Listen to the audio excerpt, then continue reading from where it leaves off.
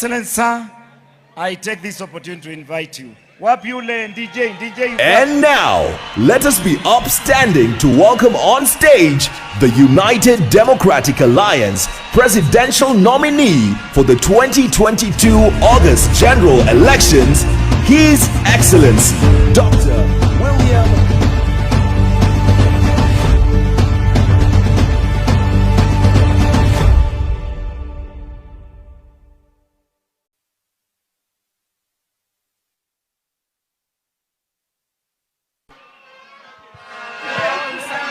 Thank you very much. UDA, Allah, asanteni sana. Asanteni sana, mnaweza kuchukua viti zenu. Thank you very much.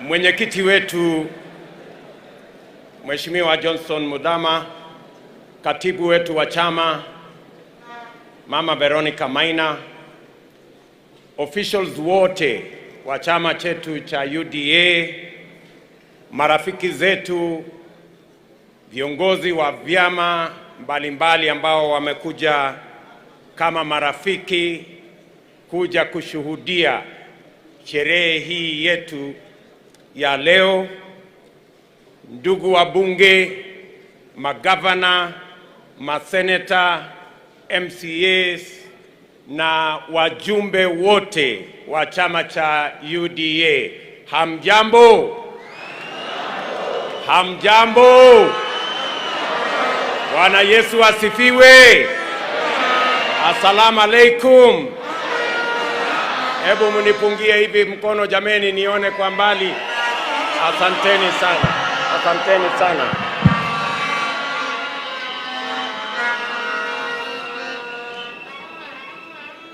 In a very special way, this afternoon, that we are gathered here, close to 5,000 delegates of the United Democratic Alliance Party.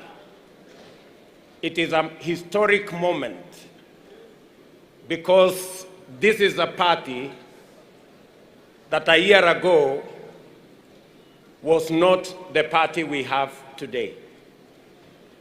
It is the effort, the commitment, and the hard work of many people in Kenya. Today, the United Democratic Alliance Party is the largest party in the Republic of Kenya.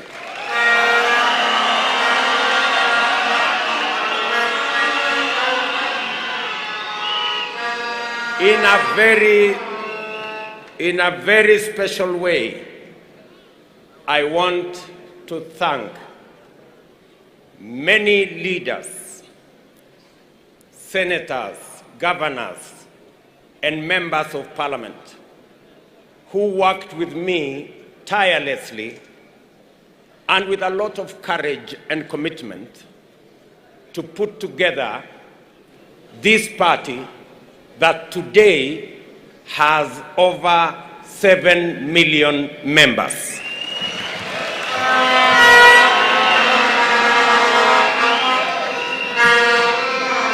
The effort to make this party what it is today is not a personal effort of just the leaders. Many hustlers in different parts of Kenya,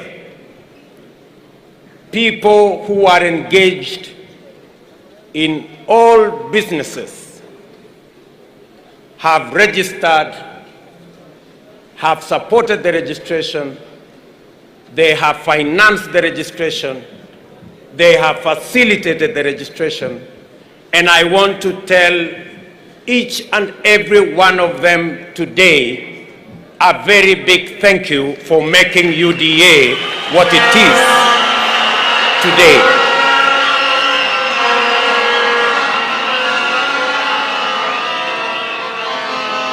this party has come to be the party of the hustler nation in Kenya.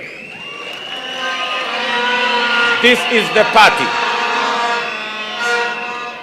This is the party where you will not be asked about the name of your father. This is the party. You will not be asked to give your bank account. This is the party for every Kenyan from every walk of life. And I want to say, I am a very proud Kenyan today that you have bestowed upon me the responsibility to be the party leader of this great movement.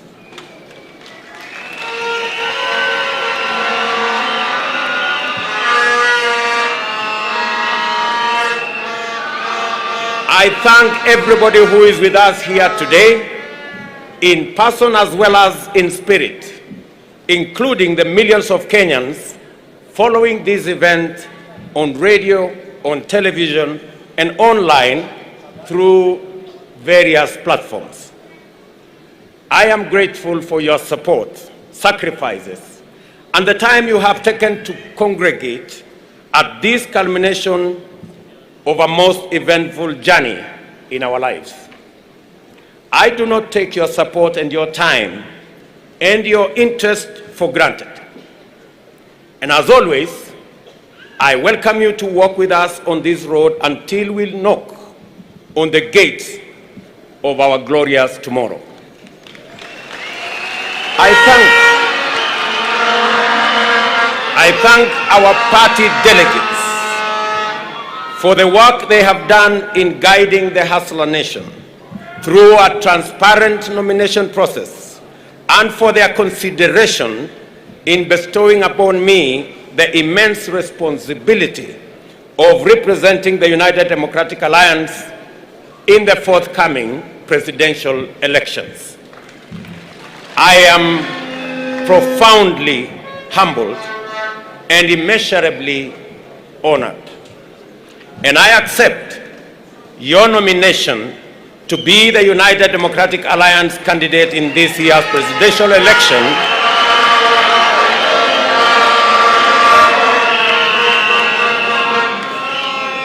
I accept your nomination to be the United Democratic Alliance party candidate in this year's presidential election with gratitude to the Almighty God, recognition of the significance of this moment, and an acknowledgement of the work remaining and the road ahead to that day that we all look forward to. I will live up to your trust. I shall do my very best to exceed your expectations, and I shall neither stop, nor pause, nor slow down, nor hesitate until what you have asked of me is delivered. Let us take this moment to appreciate and salute those who participated in this exercise. Tracy Wanjiru, a courageous lady still in university, resolved to transcend all the intersecting setbacks and barriers to her aspiration to offer leadership and to make her voice heard. Jeffnel Nyakwama also rose up to meet this hustler moment by emphatically saying and demonstrating that the youth of this country have a place in leadership at every level. These young Kenyans fill my heart with joy and hope. I see myself back in the old days, animated by a vision for change and itching to have a go at leadership. In them also, I see a hopeful future in a country where youth, wealth, name, circumstances of birth, ethnicity, gender, and disability are not considerations nor obstacles to accessing opportunities or realizing aspirations.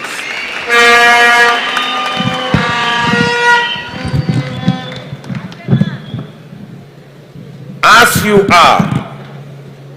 you are perfectly valid and good to go. You did not wait to be invited to the leadership conversation. Sometimes the invitations never come. You took your chances, entered the room, and sat at the table. Please, do not leave the table. Let us keep talking, working, and growing together. I thank the United Democratic Alliance for extending us all opportunities to contest leadership positions without discrimination. Let us always strive to live up to our fundamental ethos of uniting our nation through the inclusive and participatory quest for opportunities for everybody. I am aware that this time round there are thousands of young people giving everything to our movement: resources, time, strength, ideas, and moral support. I know that many youth have come forward to stand as candidates, and yet many others are mobilizing, sensitizing, and participating in other meaningful ways. The Hustler Nation is a young nation. The voice as well as the aspiration of Kenya's young people form an essential pillar of our movement. I therefore want to register my gratitude and appreciation and assure you of my commitment to open up opportunities for young people to thrive and drive the progress of our nation.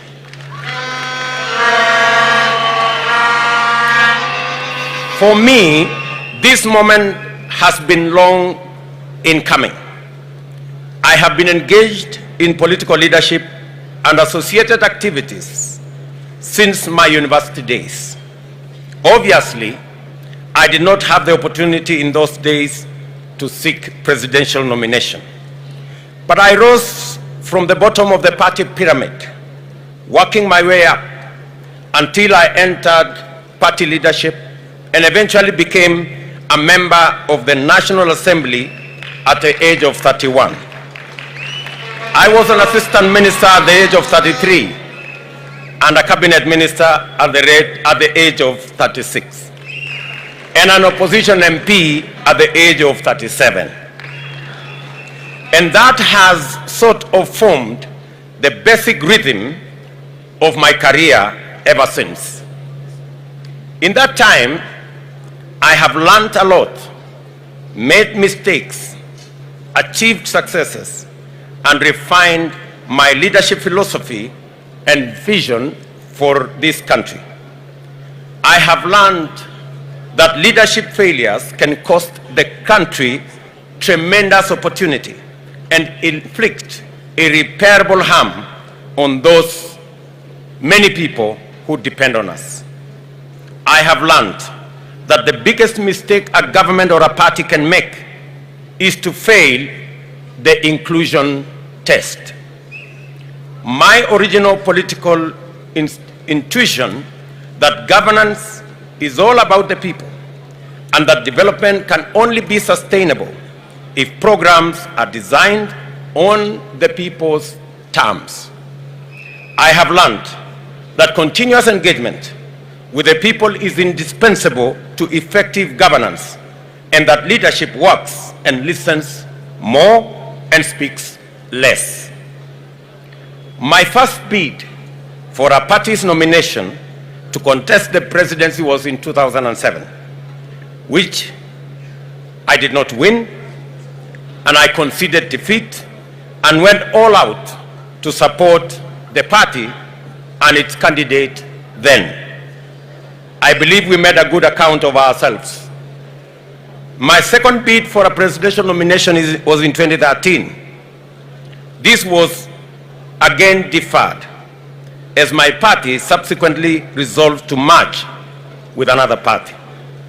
In the interest of coalition building and broader strategic interests, I divided my bid and once again gave my all in successfully delivering the presidency and a wholesome parliamentary majority.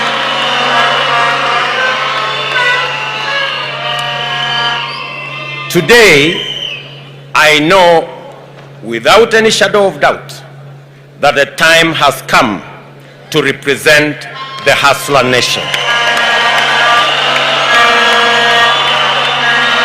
The time has come to go all the way to the finish line and secure the place of the hustler nation at the decision-making table.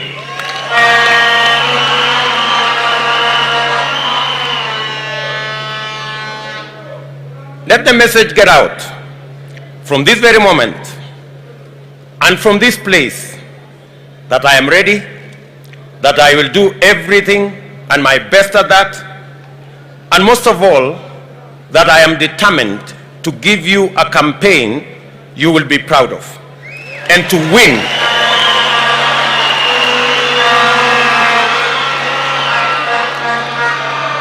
And to win for our party, our coalition, and for the people of Kenya. Let the word reach out to our friends as well as our rivals that we are prepared and we are inspired to do all we can to go to every place and to work with everyone to open the doors of inclusion, opportunity, and enterprise in order to move Kenya to the higher level. After all, this is what hustlers do every day. Let me state a fairly obvious fact. I am the first elected and serving Deputy President of Kenya. It has been the honor of my life to be elected to this position, and I will forever remain profusely thankful to my friend, President Uhuru Kenyatta, for a successful working partnership in 3 elections. I have discharged my duties faithfully, and there is not a single task that the President assigned me which I did not execute in full.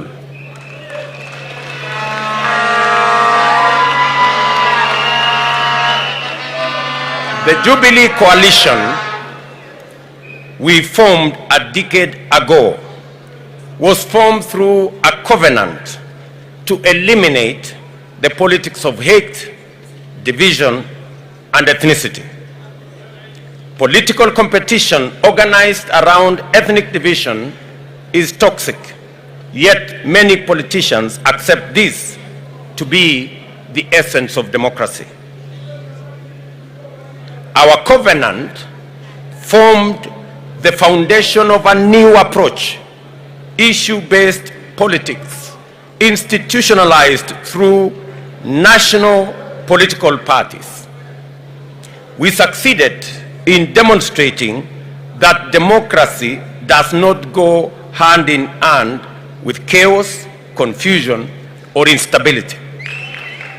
We have shown that democracy does not express itself through discrimination, exclusion, division, suspicion, or conflict.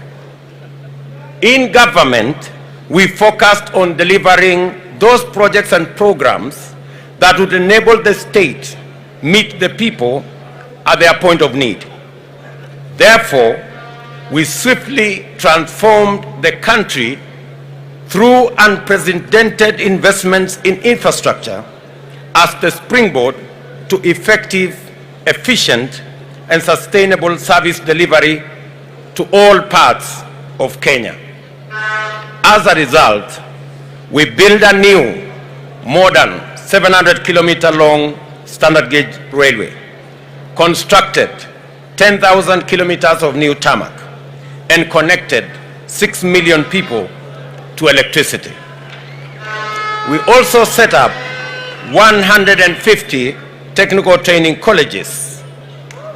The next phase of our transformation was going to be the Big Four agenda, which would leverage these foundational undertakings to ensure that the economic and social rights of Kenyans would be actualized by creating jobs for millions of young people out of school, out of college, and out of our universities.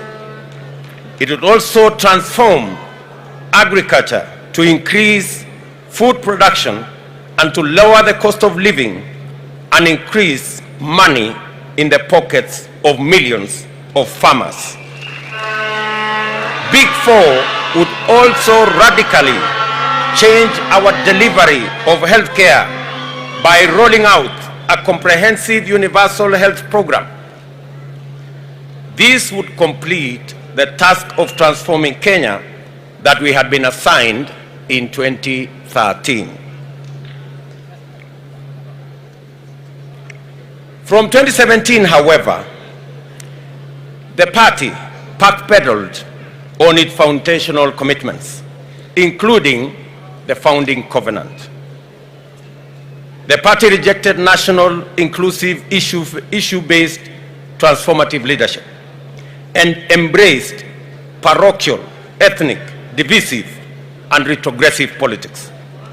It defaulted to tribe as the organizing variable of our politics and governance. It privatized governance and weaponized public policy and institutions. It pursued personal politics of congregating an entitled few to express their individual wishes as community interests and translate their private consensus as national policy. In our first term, we made exceptional progress in setting the stage for national transformation.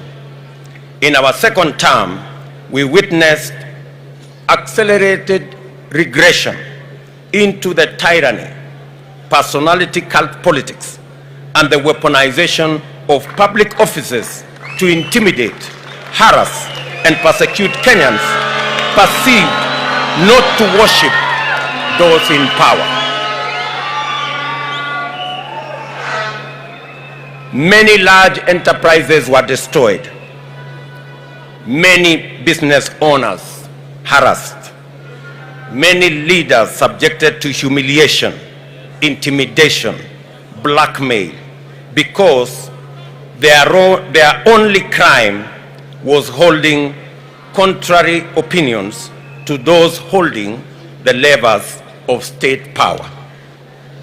A new frame of national unity was engineered in undemocratic and in terms which rationalized grounding and swallowing the whole opposition and the vandalization of the Constitution to accommodate corrupt and dangerous ethnic arrangements.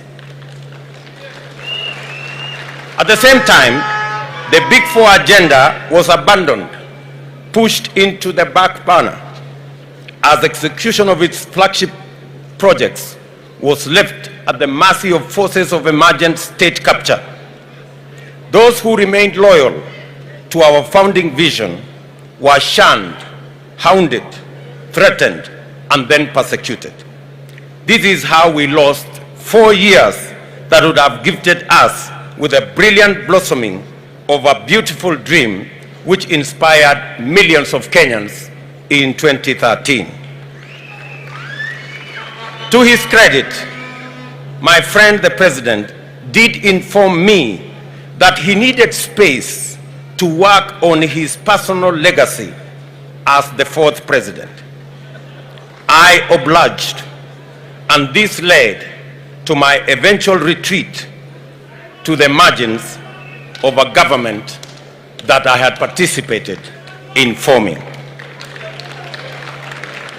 The past 4 years have provided me special moments to be able to engage consistently with ordinary people.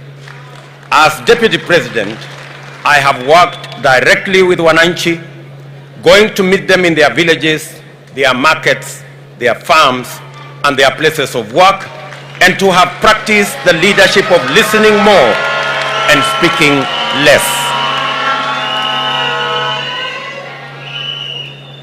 All through my political journey, I have believed in walking with the people, listening to them, and doing my best to do what they want, not what I think will be a monument to my own achievements.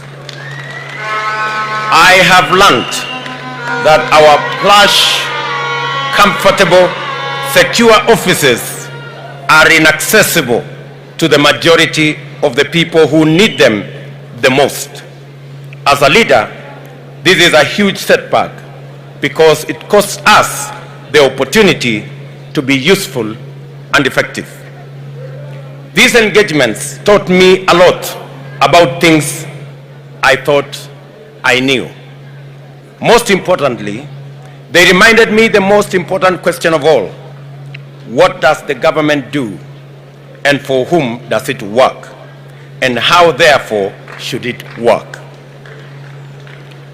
I was appalled by the intensity of contempt many have for ordinary people and their rejection of any suggestion that their voice matters. I remain sorrowful over the hatred in the language that proudly despises the poor, the struggling, the hurting, the lonely, and the abandoned. Many of us have felt the stinging lash of this contempt, and we all know where it comes from. Behind the shameless deception that national unity is the coalescing of a few leaders to organize their selfish interests in an implacable sense of exclusive entitlement to the privileges associated with state power. This entitlement is the basis for the formulation of a cynical agenda to capture the state and disenfranchise ordinary people for good. That is why we have witnessed the criminalization of enterprise, the marginalization of livelihoods, and many parts form part and parcel of this contemptuous exclusion. We in the Hustler Nation believe that the measure of any society lies in how it treats its weakest and vulnerable members. We work from the bottom up because if we take care of the bottom, we take care of everybody. We want Kenyans to have opportunity to hustle from the bottom up. The top, therefore, must be understood to be everyone's aspiration, objective, and ideal destination. It is not bottom versus up. It is bottom up. It is not bottom versus up. It is bottom up.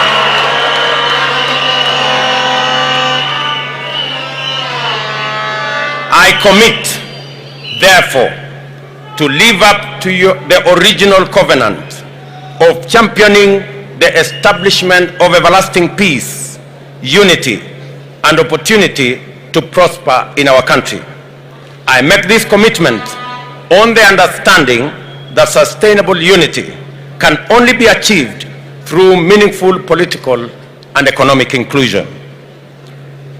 The evidence of inclusion is respect for dignity of livelihoods and the creation of space for every vocation, every skill, every profession and talent to flourish and yield a bountiful harvest of prosperity for all our people.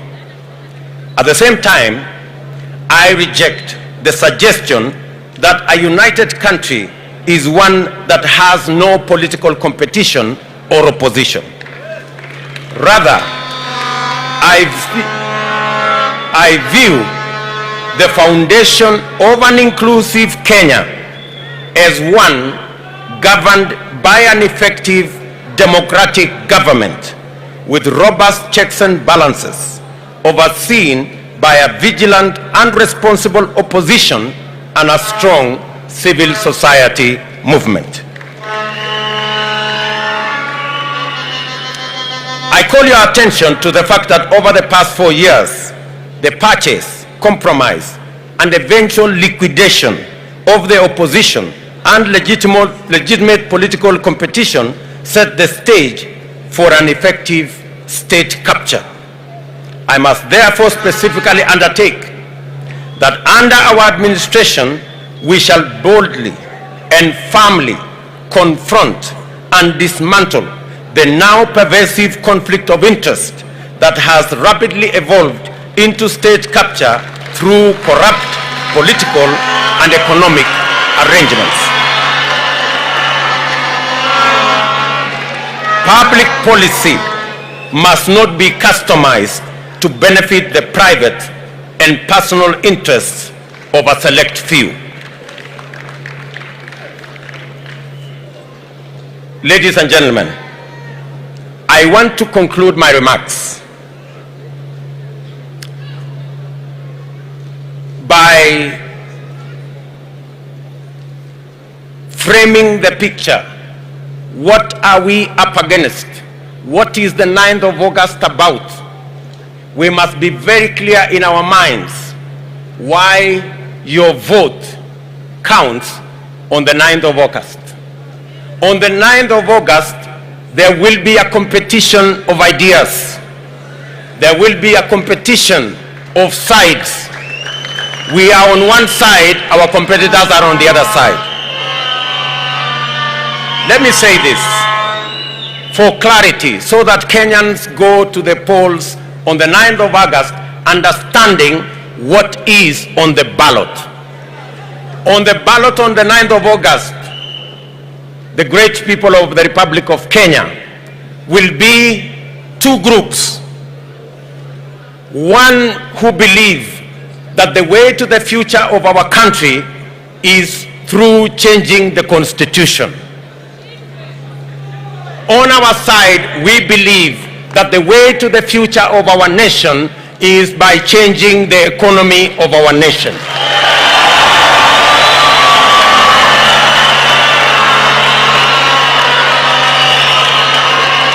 We are seated here. We are assembled here as the United Democratic Party Congress with our friends from ANC and Ford Kenya and Tujibebe and Savina and TSP and CCK and CCM and all the other parties, united by one thing, our belief that the future of our nation is predicated on changing the economy of our nation. While our competitors believe that it is through the changing of the Constitution to create positions for a select few will treat our problem of exclusion, on our side, we believe that we need to change the Constitution to create opportunity, create jobs, create opportunities for millions of young people out of school, out of college, out of our universities, that therein lies the solution to the inclusivity question in the Republic of Kenya. We are very clear that we had this plan in 2017.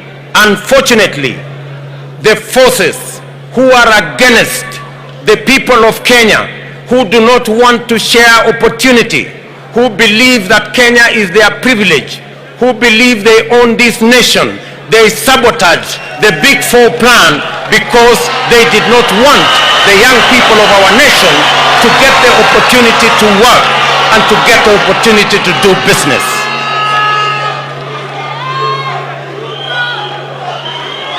I want to say with clarity and certainty that if we had not lost 4 years chasing a mirage, if we had taken time to implement the Big Four plan, Kenya would be different from what we have today. We wouldn't be having millions of young people languishing without jobs.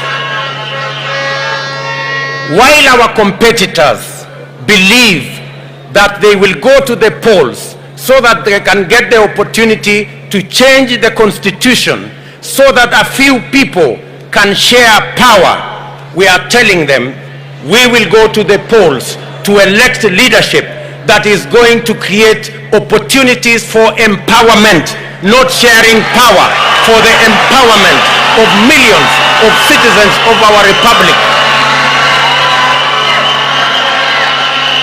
We want to remind our competitors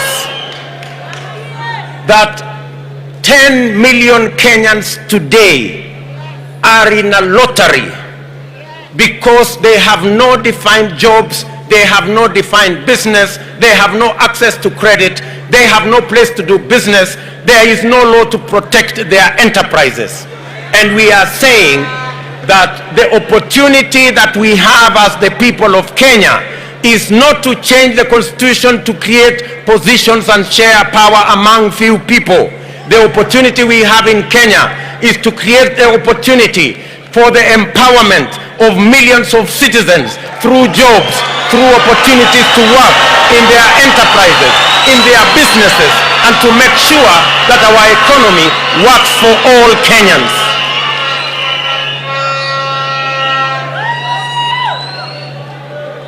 Our competitors believe that this nation should be about a few people who wield the levers of state power. We are telling them this country is not just about leaders. This country is about 50 million Kenyans.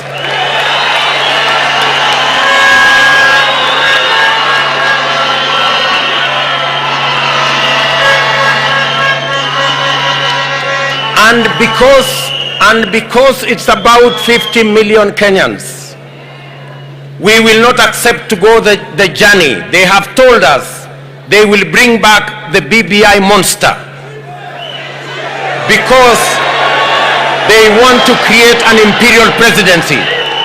They want a president who controls the judiciary using the ombudsman. They want a president who controls the legislature using appointments. They want a president who does what he wants or what she wants merely because she has power or he has power or they have influence or they have money. We are telling them that this country is about 50 million Kenyans and we will not accept to go back to the dark days of an imperial president. We are marching forward to a Kenya of shared prosperity by 50 million Kenyans.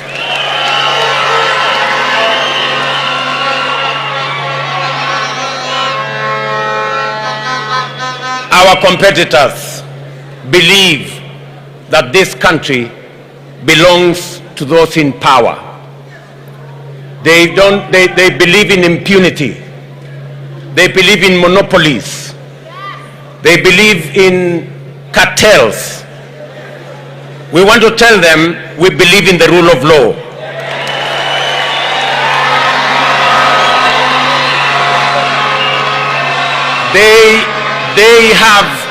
They have weaponized state institutions. They have weaponized the DCI. They have weaponized the EACC. They have weaponized the KRA to run political errands, to dismantle businesses that belong to people who do not worship them. And I want to tell them country will change. On our first day, we will free the DCI. We will free the KRA from state capture. We will make sure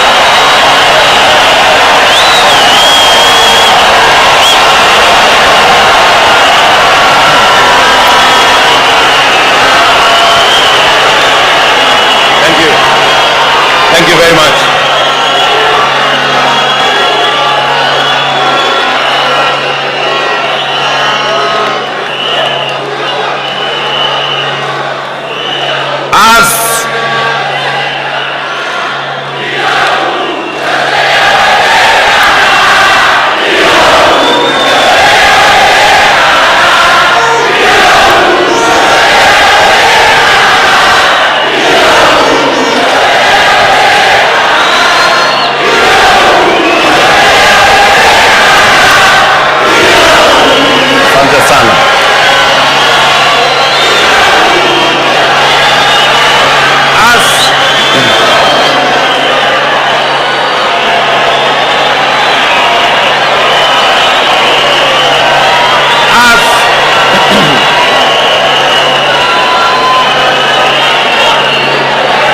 I want to say,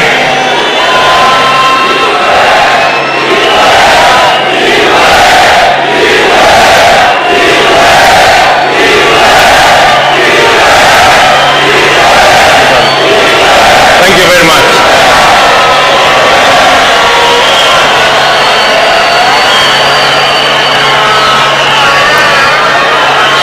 They have weaponized the DCI, the EACC and the KRA to run political errands. We will professionalize the DCI's office and the KRA for them to discharge their constitutional and legal duty. On the first day, we will appoint an accounting officer for the IG and the DCI, so that going forward, the DCI and the IG will have financial independence and they will never again depend on the office of the president for them to discharge their responsibility.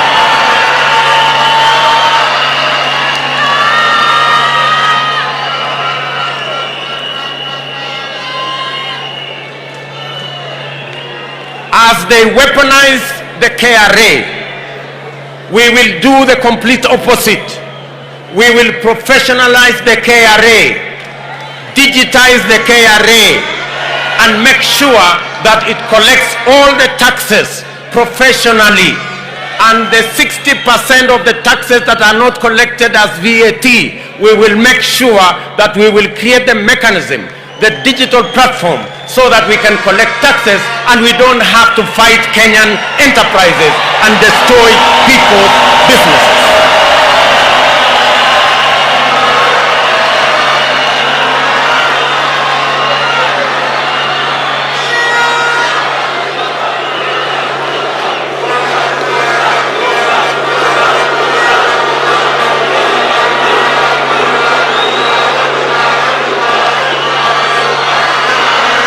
Thank you very much.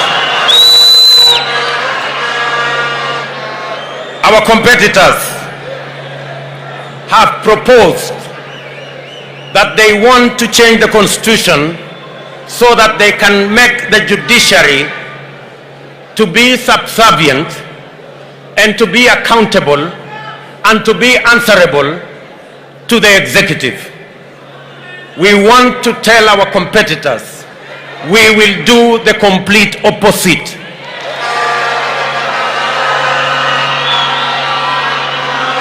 On our first day,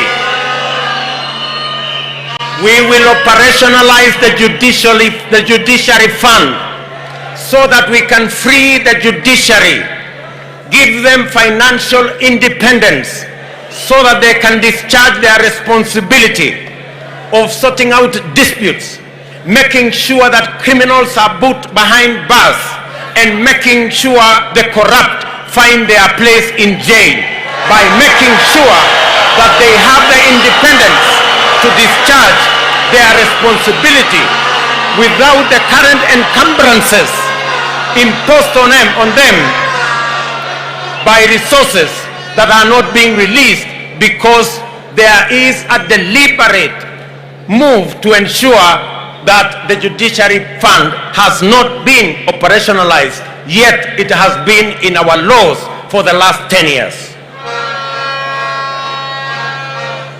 We believe in an independent judiciary. We want the judiciary to discharge their mandate independent of the executive. We want the judiciary to provide its oversight role over the other arms of government. We want the judiciary that will stand tall and make sure that they discharge their responsibility without encumbrances of matters to do with financial dependence on other arms of government. We want a judiciary that will be truly independent, that does not receive telephone calls from the executive for them to write judgments. We want a judiciary that is truly independent.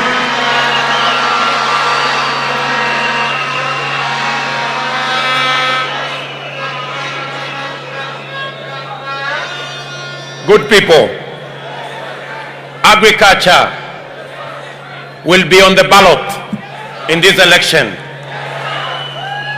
Our competitors are the masters of monopolies. They are the agents of conflict of interest.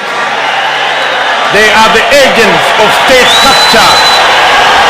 And we must free this country and our agriculture from cartels and brokers.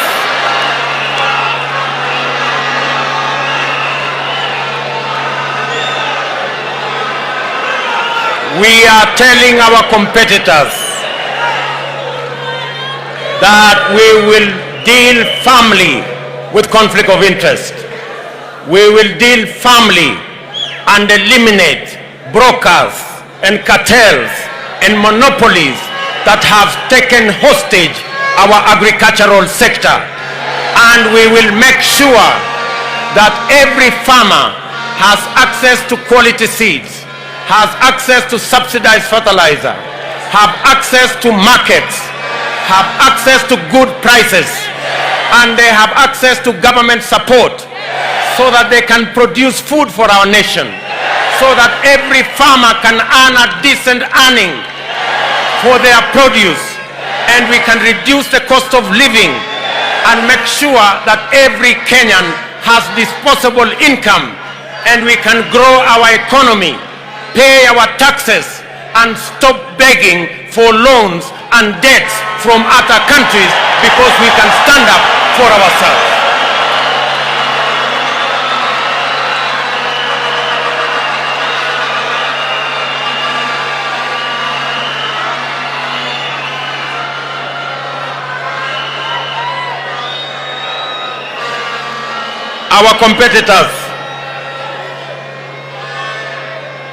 Our competitors are telling us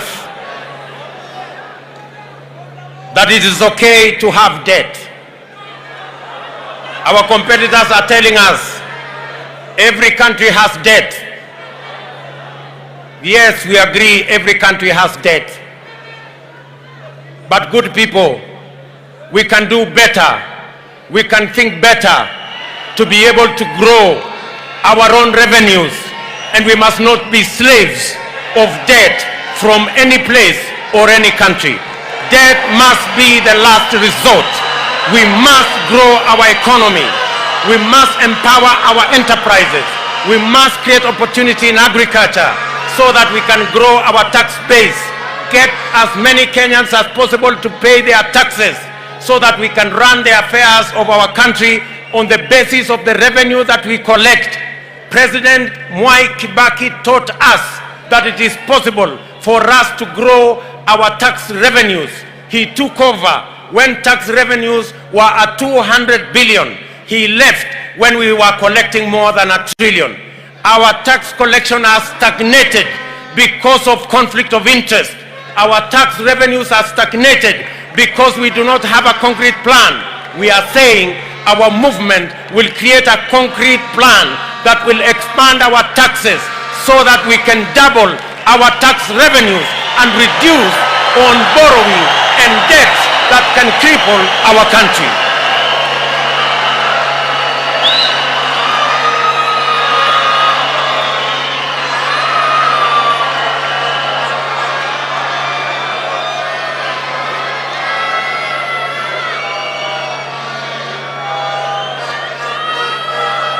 It is tragic that the only thing that I can remember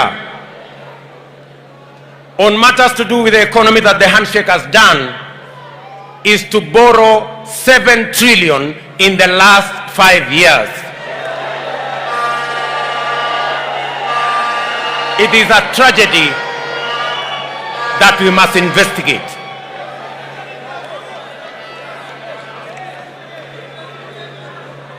Good people, we are at a historic moment.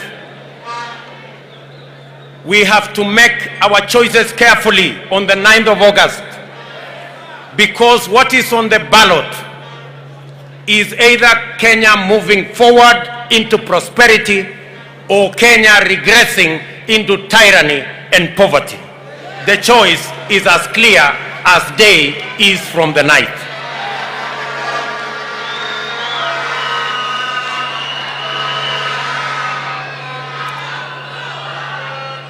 Let me conclude my remarks by saying we will create a comprehensive environment for Kenyans to save, a comprehensive environment for us to grow our own savings. Many countries have their savings in the region of 30 to 40% of GDP. It is only in Kenya that our savings as a percentage of GDP is around 7%. And it is because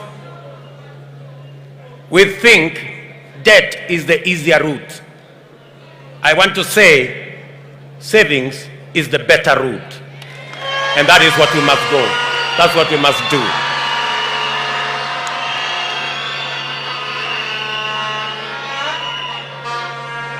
So,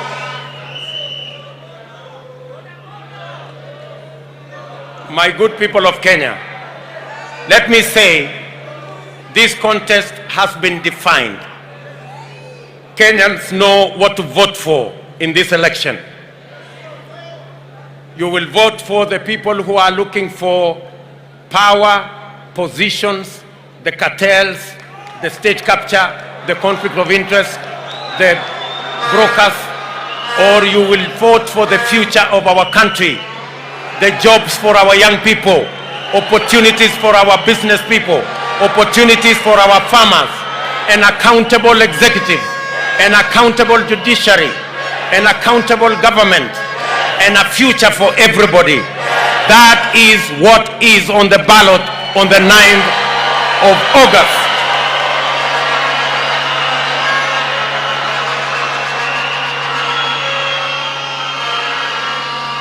Again,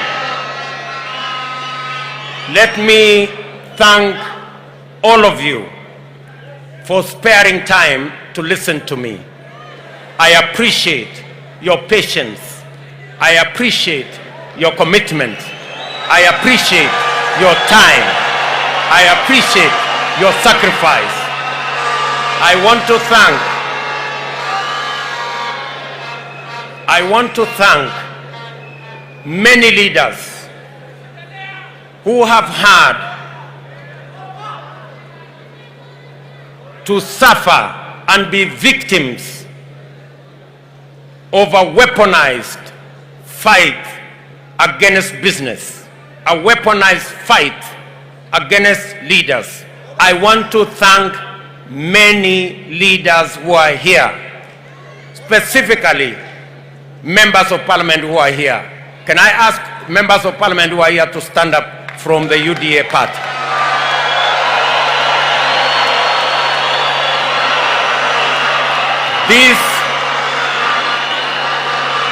I also want to ask senators and governors who are here to stand up. Thank you very much. These men and women have been subjected to blackmail. They have been persecuted. They have been threatened. Many of them have been dragged to court for crimes they never committed. Their crime was only to be my friends. Their crime was only to be members of the Hustler Nation. But I want to thank them. They are made of good metal. They are made of fine gold. And history will judge you guys fairly, that you stood up against tyranny, that you stood up against blackmail. Thank you very much.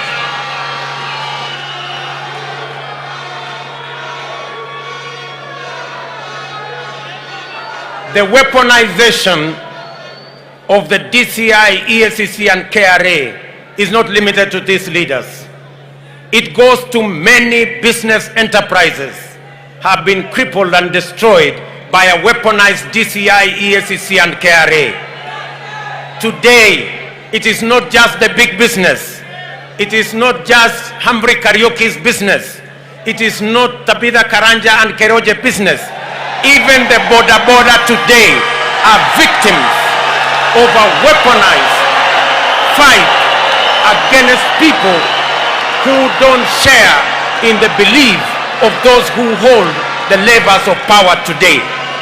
And I want to promise them that power is transient and the people of Kenya will overcome. We will not submit to your threats and blackmail. We will not bow to you. We will not worship you. We worship the living God in heaven. We worship no human being.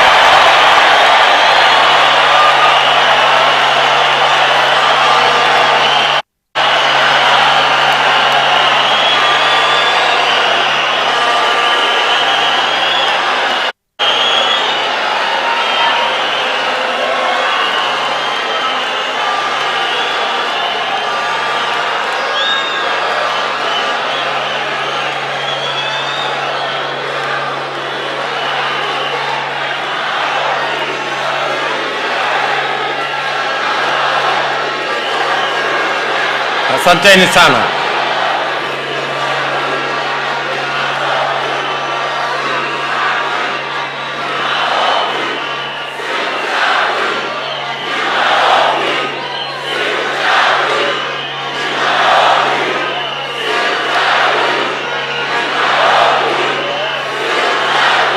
Asanteni. Thank you very much. I want to say from this podium, you may have power, you may control the levers of power, but we believe in God the all-powerful. We submit to God the all-powerful. We will respect everybody. We will give respect to whoever respect is due. We will give honor to whoever honor is due. But we will worship only God in heaven. We will worship no human being.